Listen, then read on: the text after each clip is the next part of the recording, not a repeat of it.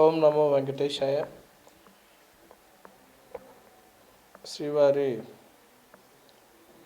టెంపుల్లో వైకుంఠ ఏకాదశి సంబంధించి 4వ రోజు 2వ తారీఖు.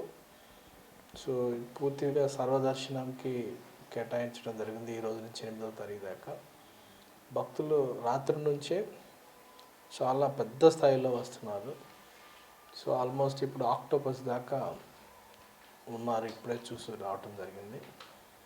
సో అన్నీ కూడా పూర్తి స్థాయిలో అన్ని సేవలు కూడా అన్ని విభాగాలు కూడా పూర్తి స్థాయిలో భక్తుల సేవలో మునిగి ఉన్నాయి.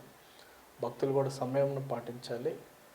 పూర్తి స్థాయిలో అధికారులు చెప్పింది క్యూ లైన్స్ ఎంతవరకు ఉన్నాయో అంతవరకు తీసుకోవడం జరుగుతుంది.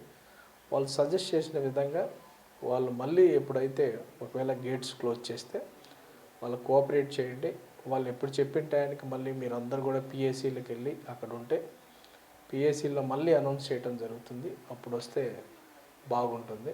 సో మీ అందరూ కూడా కోఆపరేట్ చేయాలి. ఎందుకంటే మనకి రోజుకి ఎంతమంది దర్శనం చేపిస్తాము, పూజా కార్యక్రమాలు అయిపోయిన తర్వాత, కంకెర్యలు అయిపోయిన తర్వాత మనకి పూర్తి స్థాయిలో క్లారిటీ ఉంటుంది. కాబట్టి అందుకు అనుగుణంగా భక్తులు కూడా కోఆపరేట్ చేయవలసిందిగా కోరుతున్నాము. అలానే క్యూ లైన్లో ఉండే వాళ్ళు కూడా కోఆపరేట్ చేయాలి. ఎందుకంటే ఇప్పుడు పూర్తి స్థాయిలో సర్వదర్శనం నడుస్తున్నా కానీ గంటకి ఒక పరిమితమైన నంబరమే చేయగలం. కాబట్టి అందరూ కూడా రెస్ట్ తీసుకోండి.